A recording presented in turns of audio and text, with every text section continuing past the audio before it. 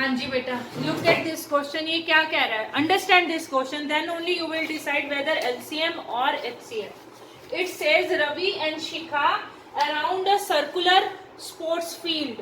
अब देखो, there is a certain circular sports field, okay, and Ravi takes 16 minutes to complete one round. Say this is their starting point.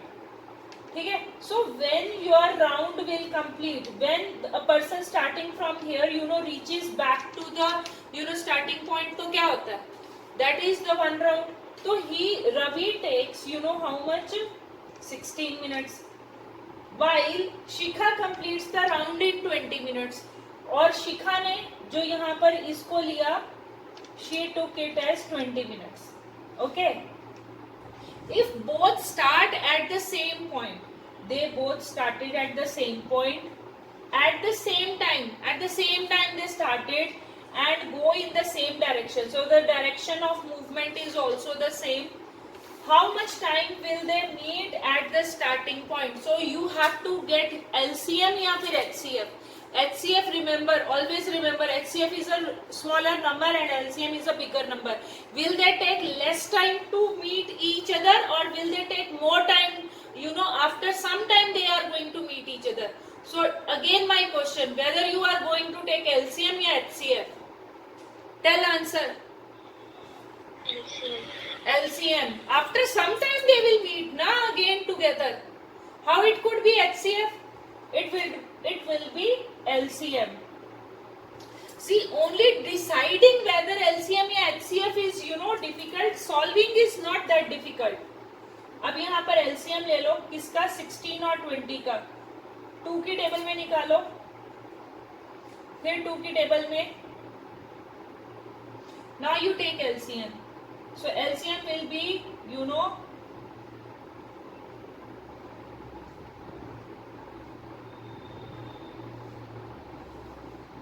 80 minutes. So after 80 minutes they both will meet each other. So after 80 minutes they both will meet each other.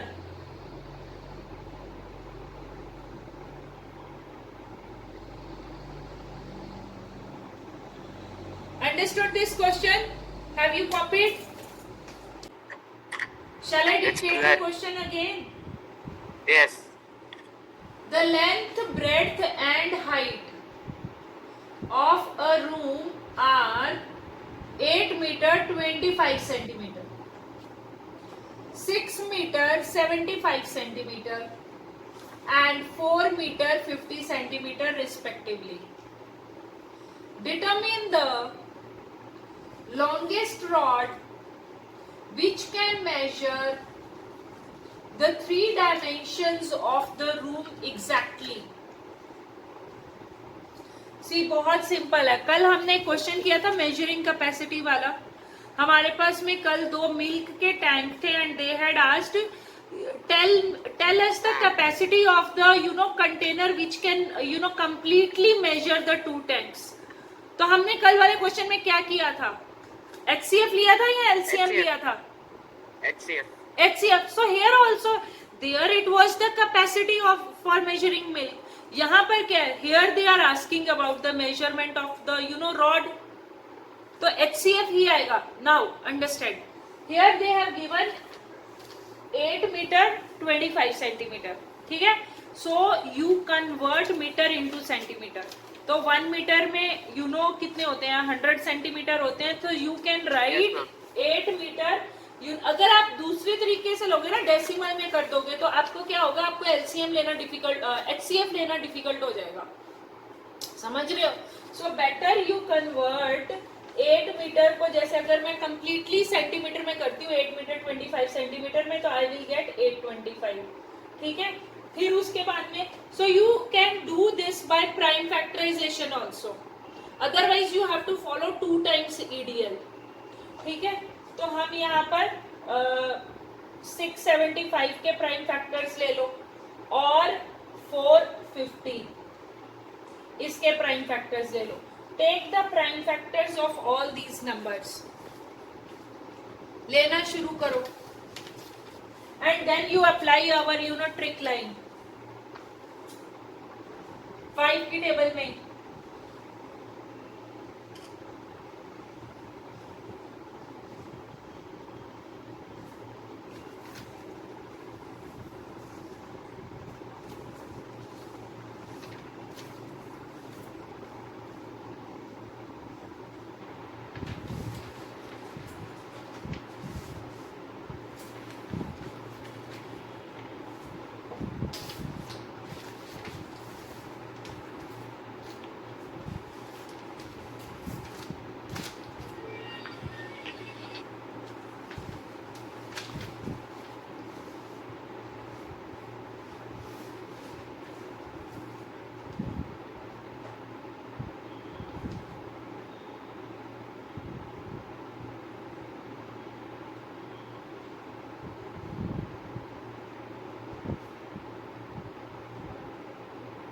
हाँ जी, right the prime factors of all your numbers.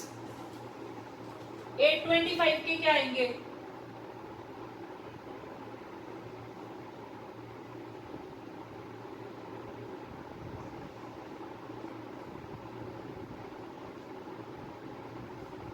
Like 3 into 5 का square into 11।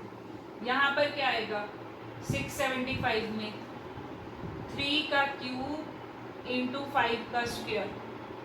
3 times है ना 3, so I can write it as 3 का cube, यहाँ 5 का square. Here what can I write for 450? I can write 2 into 3 का square into 5 का square. So what is your trick line? Trick line says same base small power with small power. अब क्या करोगे? Same base. See, 3 is appearing here, 3 is appearing here, 3 is appearing here. But where the 3 has the smallest, power in the first one. So I will take HCF के लिए क्या होगा? I will take it as 3 की power 1 or just you can take it as 3. 5 is appearing everywhere. 5 का square, 5 का square, 5 का square. So your answer is 75 centimeter. So 7, length of rod, length of measuring rod is equal to 75. So with this 75 centimeter measuring rod, I can measure length, breadth and height completely. So this is the meaning of your question. Have you understood? Yes, ma'am. Come out to be same. Why don't we do that Euclid division lemma on this question only? एक बार try करते हैं। HCF उतना ही आना चाहिए ना। तो हमारे numbers क्या थे? Let me apply EDL on 3 numbers and let the numbers be from the same question. Question number 9 से ही ले लेते हैं वो numbers, and that numbers were 825, 675 and 450.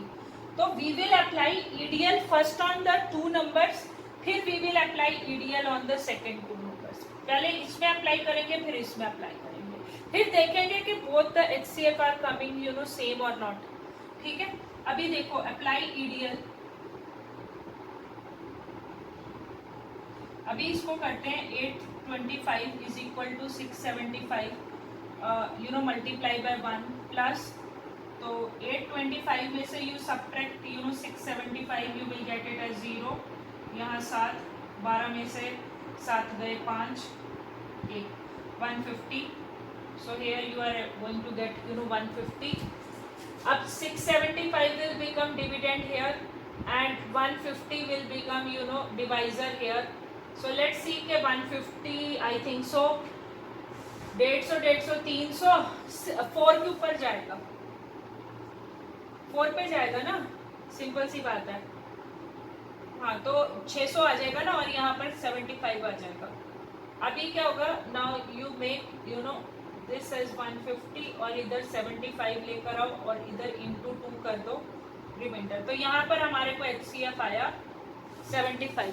Now we will apply EDL on the next 2 numbers. अभी apply EDL.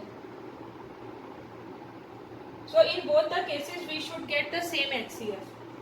अब जैसे 675 है तो इसको 450 पे किया into 1 आया, subtract 450 from 675, you will get it as 225.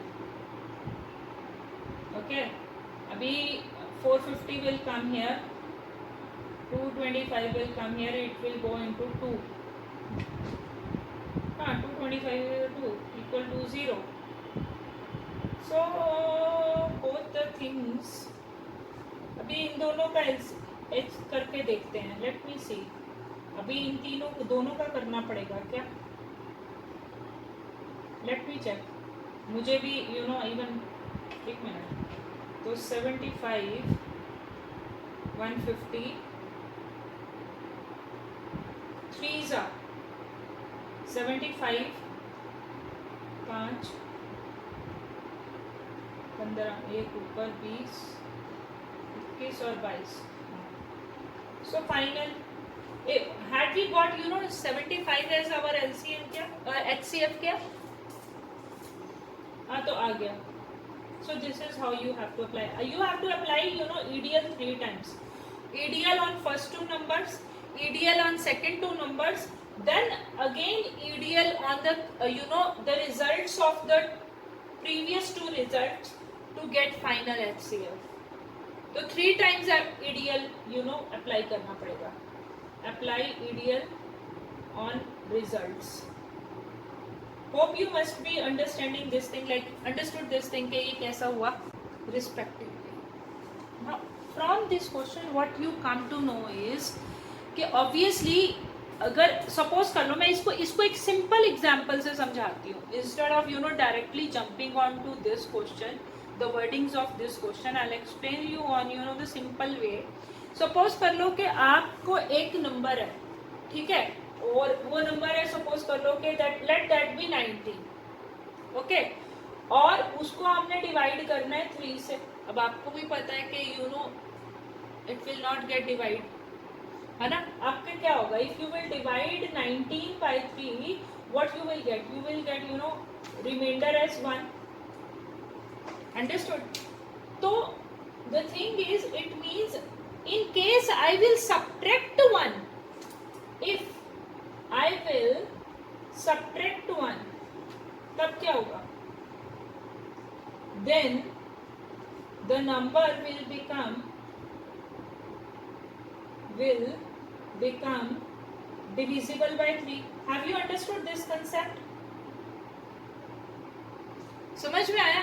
अभी सेम बेसिस के ऊपर ऐसा ये वाला क्वेश्चन है ऊपर वाला, वो क्या कहता है largest number which divides 70 and 125 leaving remainders 5 and 8 respectively. अब यानी कि ओरिजिनल नंबर क्या होगा, what will be your original, it means these are not the numbers ना, because they are leaving the reminders.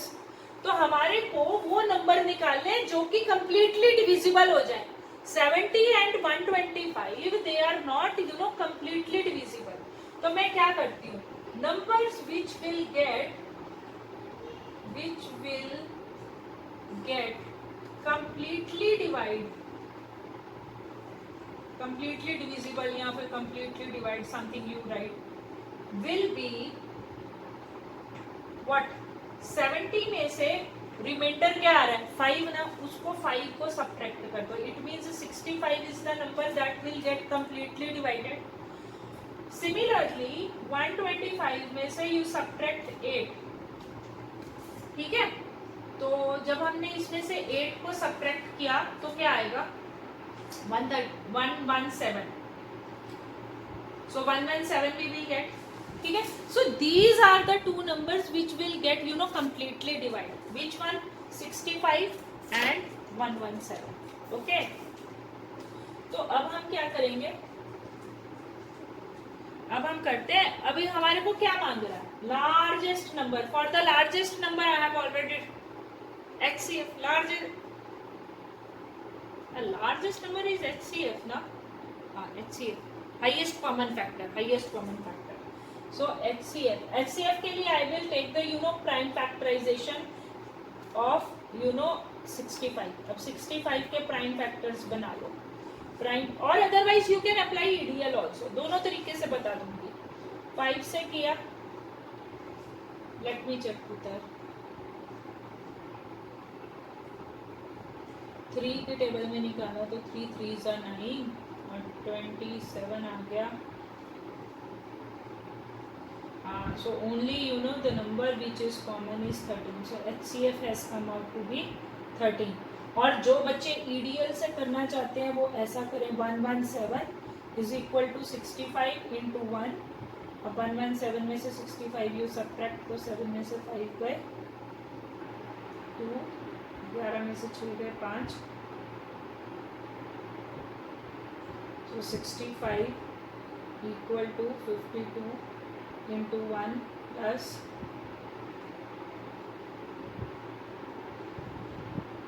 13, so this will be 52 is equal to 13 into 4, so 13 is your HCF. So hope you must have understood this question. तो ये याद रखना कि जब ऐसे question आते हैं, जब वो कहता है कि number is not completely divisible and they are living reminder, तो उस रिमाइंडर को सब्ट्रैक्ट कर दो उन नंबर्स में से, subtract the remainder from those numbers so that at least you will get those numbers which are going to get completely divided. Hope you must have understood this thing. On the same basis, you try one more question but yourself. Here the remainder is going to be same pattern नहीं, मतलब कि I am taking only the same topic HCF LCM. अभी भी इसके ऊपर one more type of a question is left. 2 तरीके के अभी भी और क्वेश्चन रहते हैं HCF LCM के, उसके बाद में हम नेक्स्ट पैटर्न पे आएंगे। करो ये क्वेश्चन।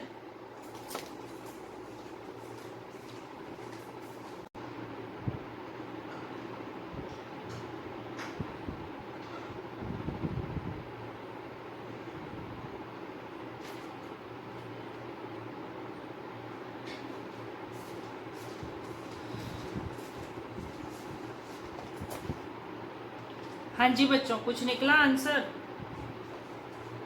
अभी ऐसा करते हैं, लेट द नंबर्स लेट नहीं, so numbers which are completely divisible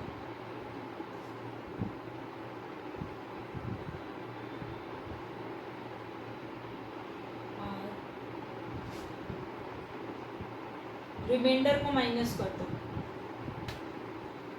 remainder को माइनस कर दोगे तो you will get it as 609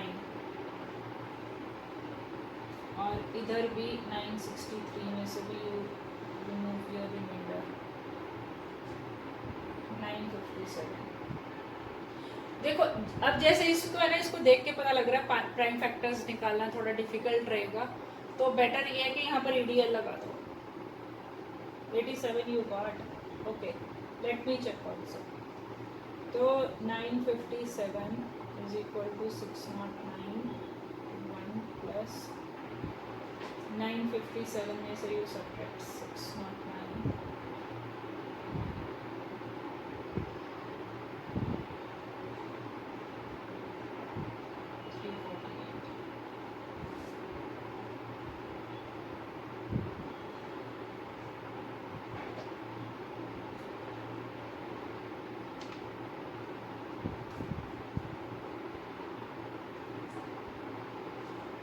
largest number है।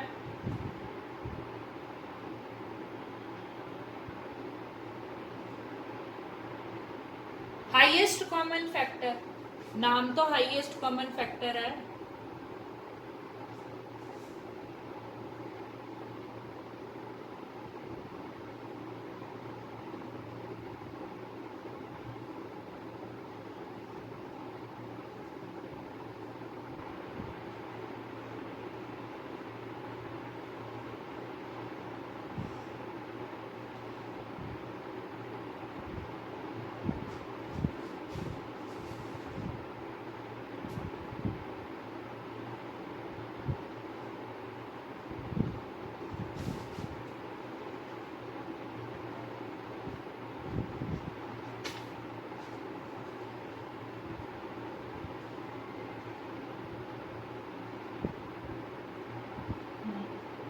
So your answer was right, Shashank.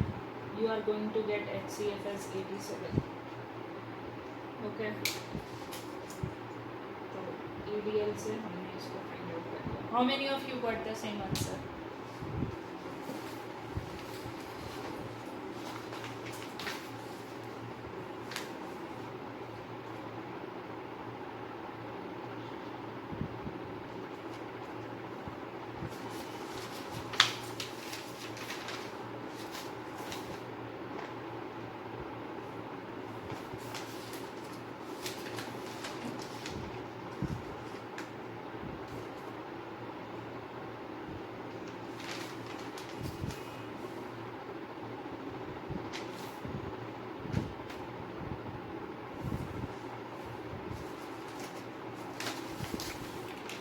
Okay.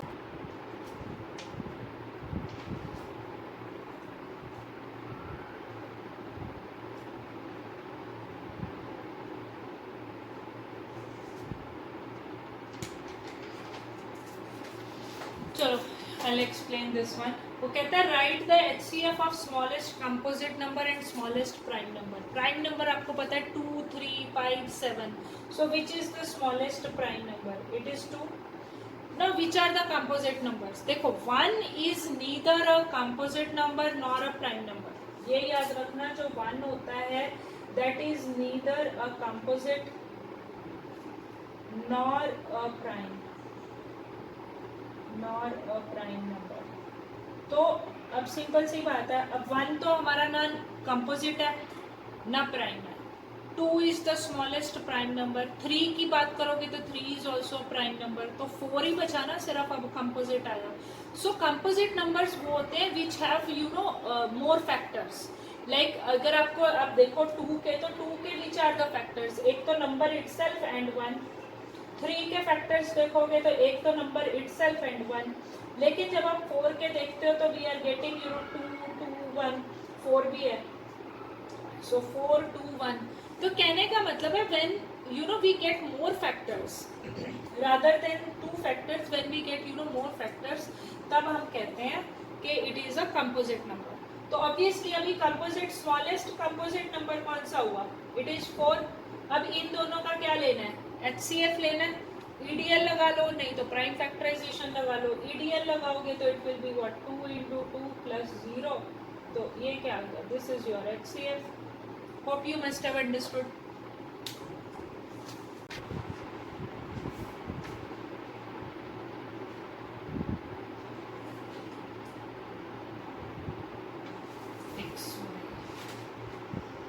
नहीं, गलत है. XY स्क्वायर है. XY कैसे होगा? See your number is A number है X ऐसा, और B ये क्या है? ये फैक्टर्स है. जैसे हम नॉर्मल नंबर्स में करते हैं ना, तो उसमें हमारे क्या आता है? फैक्टर्स आ जाते हैं. यू नो ना, फॉर द नॉर्मल नंबर्स क्या होता है? हमारे फैक्टर्स आते हैं, जैसे 3 की पावर स्क्वायर, 5 की पावर 1. समझ रहे हो? तो instead of writing that way, they have used the variables. They have you know shown it with you know x and y. अब हमारा ट्रिक लाइन क्या थी? स्मॉल, पहली बात है कि सेम बेस होना चाहिए. सो सेम बेस है but with the small power. तो HCF क्या होगा? यहाँ पर सेम बेस, दोनों में x आ रहा है, लेकिन x is you know there. अब इसमें देखो which one is small? Y square. So XY square. B part is right. हाँ जी, understood?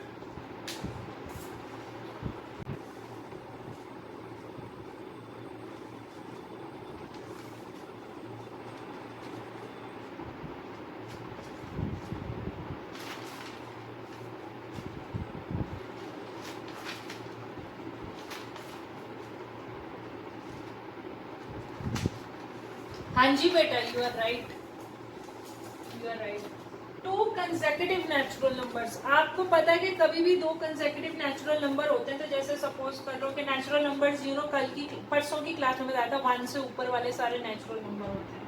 तो जैसे मैंने 2 और 3 को लिया, तो obviously which is the common factor between them? तो कॉमन फैक्टर इज 1 ना. और तो कुछ होगा नहीं, जैसे 3 और 4 को लूंगी तो भी मेरे पास में कॉमन फैक्टर 1 होगा. So when ever I am taking 2 consecutive natural numbers I am getting HCF S 1 only. हाँ जी, चलो एक और question. P and Q can be expressed as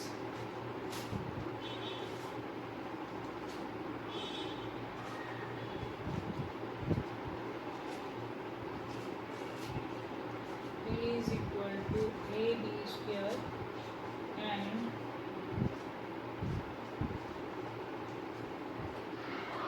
Q is equal to A cube B, A comma B being prime numbers.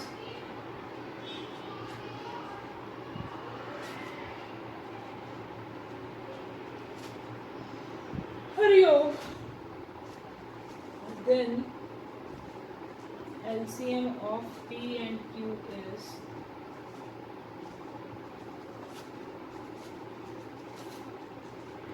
AB, A square B square,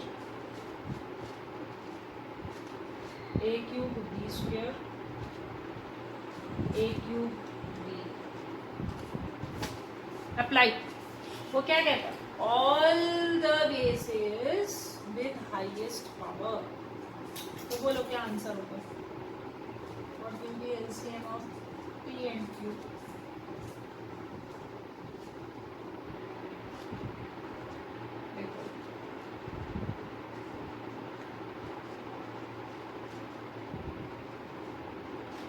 All the bases यहाँ पर A है, here also A is there. B square, you are right. If you will see these questions for the first time, now you are going to surely get confused. क्योंकि ऐसे question कहीं पे भी नहीं है आपकी टेक्स्ट बुक में, but these are the questions they will come in your all the exams. So hope you must have understood this trick line.